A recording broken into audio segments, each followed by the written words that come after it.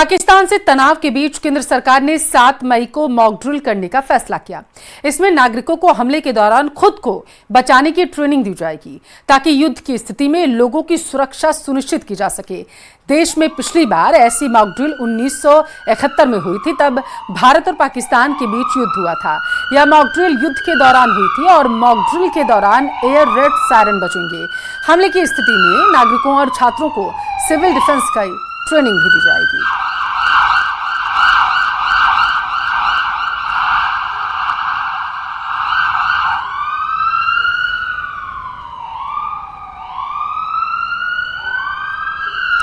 तो 7 मई को सुरक्षा मॉक ड्रिल की जाएगी। एयर रेड वार्निंग सायरन जो हैं वो बजाए जाएंगे और इसमें आम नागरिकों को ये ट्रेनिंग दी जाएगी कि किसी भी तरीके के संभावित हमले के दौरान वो खुद को कैसे सुरक्षित रख सकते हैं, बंकरों में कैसे जाना है और घरों में कैसे सुरक्षित रहना है। इन सारी चीज़ों की ट्रेनिंग जो है उस दौरान दी जाएगी। आपकी जानकारी के लिए आपको बताते चले कि 7 मई को जयपुर, पंजाब के साथ ही राजस्थान में कई जगहों पर मॉक ड्रिल जो है वो की जा रही है। सरकार ने बड़ा फैसला लिया। बीते दिन महत्वपूर्ण बैठक हुई थी।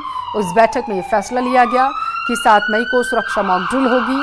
पाकिस्तान से दरअसल टेंशन के बीच में ये बड़ा फैसला लिया गया है। मॉक ड्रिल उस दौरान की जाती है जब ये एहसास होता है कि आतंकी हमला या किसी भी तरीके का हमला हो सकता है या फिर हमला हो रहा होता है। उस दौरान इस तरीके की मॉक ड्रिल की जाती हैं ताकि नागरिकों की सुरक्षा सुनिश्चित की जा सके और यही वजह है कि कल मॉक ड्रिल की जाएगी।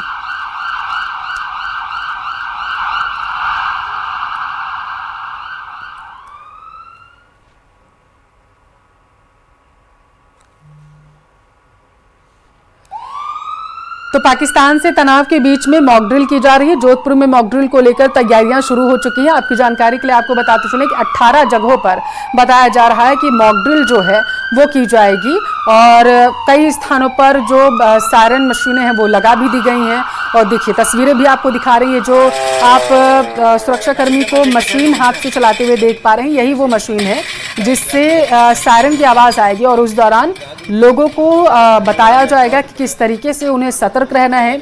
जब इस तरीके की आवाज़ आए तब उन्हें एहसास हो जाए कि किसी भी तरीके का हमला उन पर हो चुका है और उससे अब उन्हें सुरक्षित रहने की जो है ज़रूरत है। और उस दौरान ये सायरन जो है बजेंगे और लोगों को ये सलाह दी जाएगी कि वो सुरक्षित स्थानों पर किस तरीके से जा सकते हैं। इसकी बाकायदा ट्रेनिंग भी करवाई जाएगी आम नागरिकों को। देखिए ये जो मशीन ये सुरक्षाकर्मी ने चलाई है, यही वो मशीन है जो चलाने के बाद उससे सायरन जो है वो बजेगा और जगह जगह पर उससे पहले निर्देशित किया जा रहा है। लोगों को ट्रेनिंग भी दी जा रही है सरकार की तरफ से। आज पूरी तरीके से एनडीआरएफ, एसडीआरएफ के जवान तैनात हैं, सुरक्षाकर्मी तैनात हैं। आज तैयारियां की जा रही हैं। कल जो है मॉक ड्रिल की जाएगी। बॉर्डर से सटे इलाकों में, खासकर जोधपुर में मॉक ड्रिल को लेकर के तैयारियां जो की गई हैं उनकी तस्वीरें निकलकर सामने आई हैं जो हम आपको दिखा रहे हैं।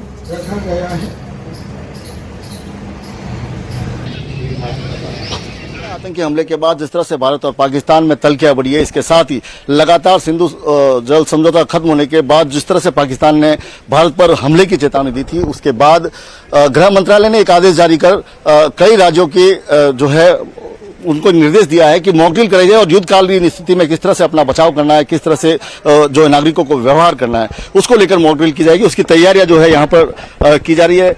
बात करेंगे सबसे पहले सर, किस तरह की तैयारी होती है, क्या क्या तैयारियां जो की गई है, कल मॉक ड्रिल को लेकर क्या तैयारियां? तैयारी सर, हमारे पास जो इलेक्ट्रिक सायरन है वो एक बिल्कुल चालू हालत में है और जब भी आदेश मिलता है तो उन्हें तुरंत प्रभाव से चालू कर दिया जाएगा। जब भी खतरे का सायरन बजता है तो जनता को अलर्ट होना होता है, उसमें शेल्टर लेना होता है। उसके बाद में कुछ ही देर बाद में क्लियरेंस का सायरन बजता है। उसके बाद पता चलता है जनता को कि भाई क्लियर हो गया, ऐसा कोई खतरे का नहीं है। और हमारी तैयारी में सर हमारे वाहन तैयार है, टीम 24 घंटा तैयार रहती है, नागपुर से टीम जोधपुर। सर बात करें तो कुल 18 सायरन तो इलेक्ट्रॉनिक है, इसके अलावा 3 चल सायरन है। किस तरह से काम करते हैं ये? जो चल सायरन है जो भी है उनको हम जैसे भी कहीं पे कोई सायरन नहीं बजता है, यहाँ पे कहीं सायरन की आवाज़ नहीं पहुँचती है तो वहाँ पे इसको ले जाके बजाया जाता है। बाकी एक सायरन की जो रेंज रहती है वो 3 से 4 किलोमीटर तक की रहती है और जो 18 सायरन जो चालू कंडीशन में है वो सब भी चलते हैं। और ये ऐसा करना है जैसे ग्रामीण एरिया में कहीं भी जहाँ भी कहीं सुनाई नहीं देता या कहीं पर नहीं पहुँच रहा है तो वहाँ पर ये ले जाके हम बजा के उनको सूचित करते हैं। जहां पर सायरन नहीं पहुंच रहा है, सायरन की आवाज नहीं पहुंच रही, वहां पर ये जो ये सायरन है जो मूवेबल है, इसको ले जाया जाता है। ये इस तरह से बजाया जाता है, आप देख सकते हैं जब लीवर को घुमाया जाता है तब जो है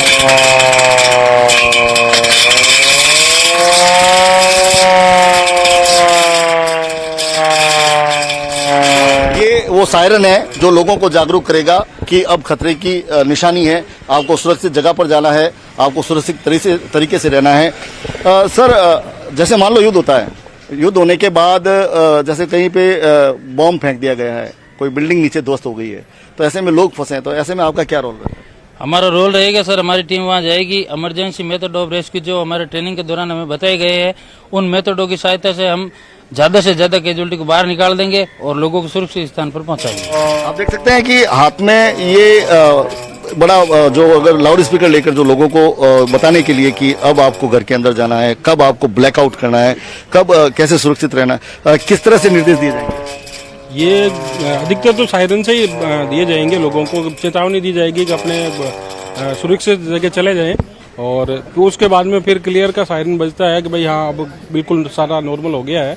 और इस तरह से हम लोगों को नागरिकों को एक सुरक्षित माहौल मतलब बनाए रखने का करते हैं। ये तमाम चीजें जो है नागरिकों को समझाई जाएगी, इसको लेकर यहाँ पर तैयारियां पूरी कर ली गई है। कैमरामैन समीर खान के साथ चंद्रशेखर व्यास, न्यूज़ 18 राजस्थान।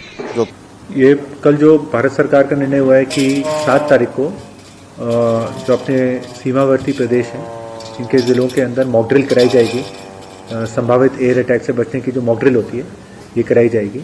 इसी के क्रम में जो अभी तक दिशा निर्देश प्राप्त हुए हैं सरकार से, उसके क्रम में कार्रवाई की जा रही है। फॉर इंस्टेंस अपने जो एयर सायरन्स होते हैं, इस मॉक ड्रिल का एक पार्ट होता है कि एयर सायरन्स जो होते हैं वो एयर सायरन्स बजाए जाएंगे, और उसके साथ ही क्या होता है कि जो सिविल डिफेंस के वॉलंटियर्स होते हैं तो पूरे शहर भर के अंदर वो वॉलंटियर्स को भेजा जाएगा ताकि वही है।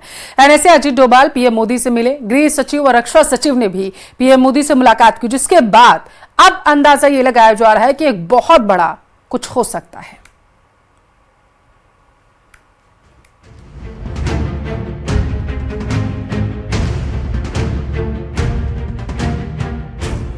पहलगाम हिंदू नरसंहार के बाद डर के साये में जी रहे पाकिस्तान के लिए तस्वीरें और भी डरावनी हो सकती हैं।